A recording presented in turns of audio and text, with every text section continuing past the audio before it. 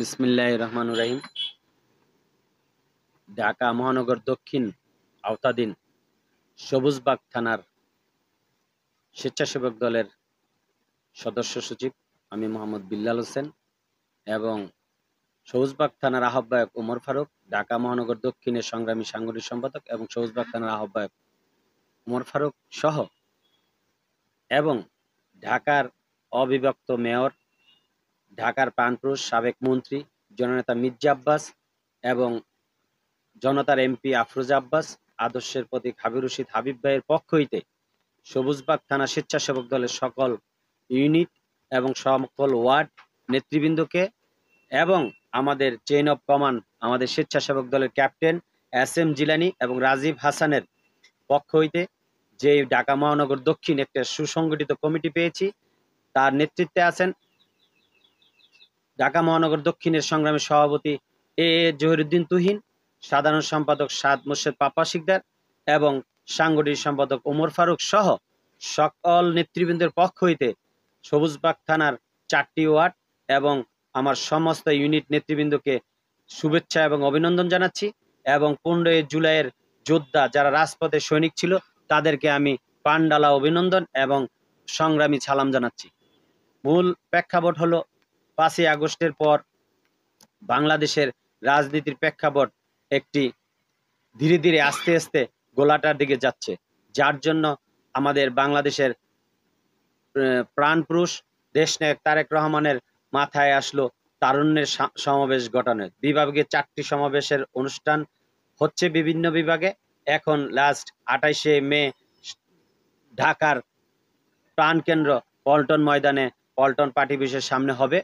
আমরা তার মাধ্যমে বাংলাদেশের 8 ও 9 জনগণ এবং সমস্ত বিএনপি আদর্শের পরিবার যারা আছেন সবাইকে এবং যারা সুশীল সমাজের এবং ছাত্র জনতা যারা আছেন তাদেরকে আমরা আহ্বান জানাবো পল্টন ময়দানে 28 তারিখে দলে দলে যোগ দিন। তারুণ্যের সমাবেশ। দেশনায়ক তারেক রহমান কার সন্তান?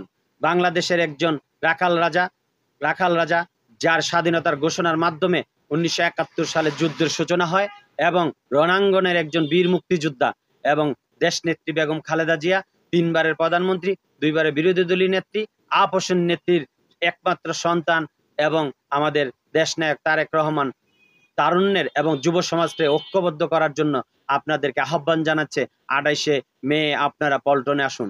এসে তারেক রহমানকে, তারেক রহমান সম্বন্ধে জানুন আপনারা তারেক রহমান এবং কারা বিএনপির নেতৃত্ব দিচ্ছে এই 17 বছরে এই ফ্যাসিস্ট সরকারের আমলে যাদেরকে আমরা 5 বছর বয়স রেখে আসছি, নতুন ভোটার হয়ে 22 বছরে যারা পা দিয়েছেন এই তরুণ সমাজকে সুশিক্ষিত ছেলেপেলে এবং তরুণদেরকে আহ্বান জানাচ্ছে দেশনায়ক তারেক রহমানের বক্তব্য শুনুন।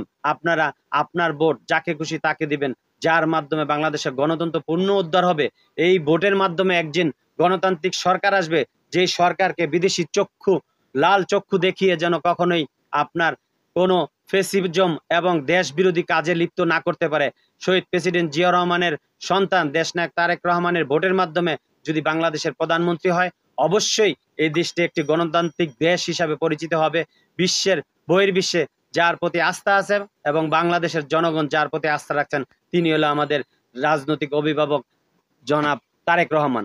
আমরা আহ্বান জানাবো আপনারা পল্টন ময়দানে এসে ওনার বক্তব্য শুনেন, বিএনপি সম্বন্ধে জানুন, শহীদ প্রেসিডেন্ট জিয়া রহমানের 19 দফা সম্বন্ধে জানুন, দেশনেত্রী বেগম খালেদা জিয়ার 27 দফা এবং আমাদের নেতা তারেক রহমানের 31 দফা সম্বন্ধে আপনারা জানুন।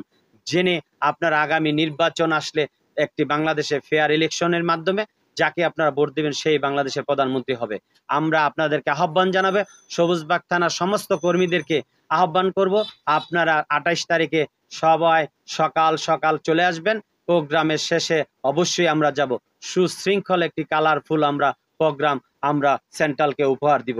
এই বলে সবুজবাগ থানা স্বেচ্ছাসেবক দলের সকল নেতৃবৃন্দকে আবার উদার আহ্বান জানাচ্ছি 28 তারিখের প্রোগ্রামে দলে দলে যোগ দিন। প্রেসিডেন্ট জিয়া রহমান অমর হোক, দেশ নেত্রী বেগম খালেদা জিয়া জিন্দাবাদ, তারেক রহমান জিন্দাবাদ এবং প্রাণের সংগঠন স্বেচ্ছাসেবক দল জিন্দাবাদ। আসসালামু আলাইকুম।